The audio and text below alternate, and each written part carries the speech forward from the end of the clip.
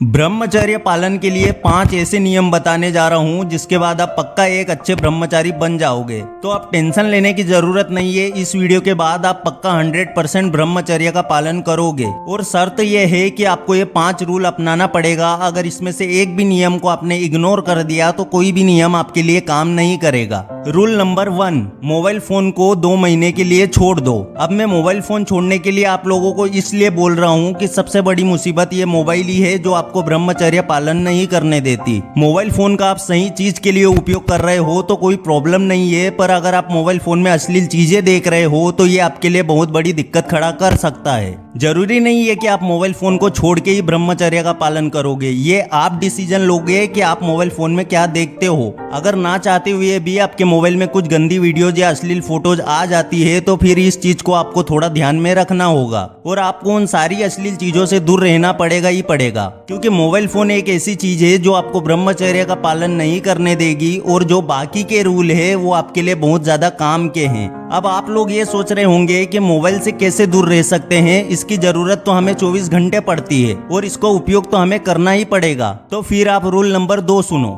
Rule number 2, गंदी photos और videos को अपने मोबाइल से हटा दो। अपने मोबाइल से सारे गंदे पोस्ट या अश्लील वीडियोस या फिर अश्लील फोटोज को अपने मोबाइल से हटाना पड़ेगा, क्योंकि बहुत सारे लोग हैं जिन्होंने सिर्फ उन लड़कियों को या उन चैनल्स को फॉलो किया होगा जो सिर्फ गंदी चीजें डालते हैं, क्योंकि ये सब चीजें वो काम करती है जिसके बारे में आपने सोचा भी नहीं है। क्या आपको पता है कि ये प्रमाणिक तौर पर माना गया है कि इंसान अपना वीर्य इन गंदी वीडियोज या अश्लील फोटोज को देखने के बाद ही बहाता है। अगर आप रूल नंबर 1 का पालन नहीं कर सकते या फिर आप मोबाइल से दूर नहीं रह सकते तो आपको अपने मोबाइल से वो सारी चीजें हटानी पड़ेगी और अपने मोबाइल का उपयोग सिर्फ अच्छी चीजें देखने के लिए करना होगा, ताकि आपको भी कुछ नया सीखने को मिले। अब आप लोग ये सोच रहे होंगे कि रूल नंबर 1 तो नहीं कर सकते पर रूल नंबर 2 जरूर कर सकते हैं। तो फिर आप रूल नंबर 3 को सुनो, क्योंकि ये बहुत काम का है। अगर इसको नहीं अपनाया तो पिछले दोनों रूल कुछ काम के नहीं है। रूल नंबर 3, वीर्य बहाना बंद करो। मुझे पता है कि पहले रूल के बाद आप कुछ हद तक वीर्य बहाना बंद कर देंगे, पर उसके बाद भी आप अपने आप को कंट्रोल नहीं कर पाते हो या फिर मोबाइल के बिना भी आपकी गंदी सोच चलती रहती है। तो आपको खुद से प्रॉमिस करना होगा कि कुछ भी हो जाए आपको अपने आप से वीर्यनाश से बचना होगा।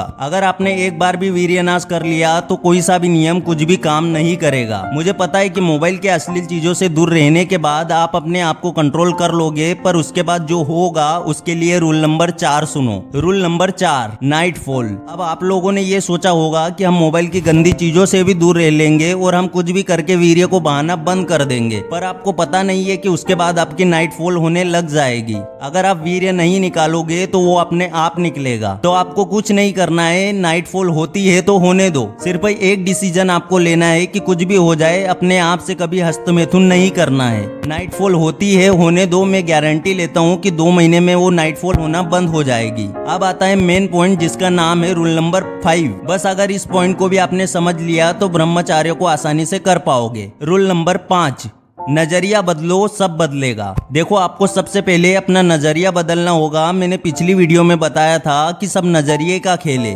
क्योंकि इंसान नजरिए से ही नंगी औरत को भी संस्कारी देख सकता है और उसी नजरिए से इंसान कपड़े वाली औरत को भी नंगा कर सकता है। तो आपको जब भी ख्याल आए वीर्यनाश करने का तो सिर्फ ये सोच लेना कि मुझे ब्रह्मचारी बनना है, मुझे अपनी जिंदगी बर्बाद नहीं करनी है। मोबाइल फोन को 2 महीने के लिए छोड़ दो या फिर मोबाइल की सारी गंदी चीजें हटा दो और वीर्य को अपने आप से बहाना बंद करो। उसके बाद नाइट फॉल होता है तो होने दो और कुछ भी हो जाए अपने आप से कभी हस्तमैथुन कभी मत करना और अपने नजरिए को बदल लो। आप एक सबसे अच्छे ब्रह्मचारी बन जाओगे। और अगर ये चीजें आपको काम करती है तो ये वीडियो को लाइक जरूर कर देना। तो चलिए फिर से लौटेंगे एक नई वीडियो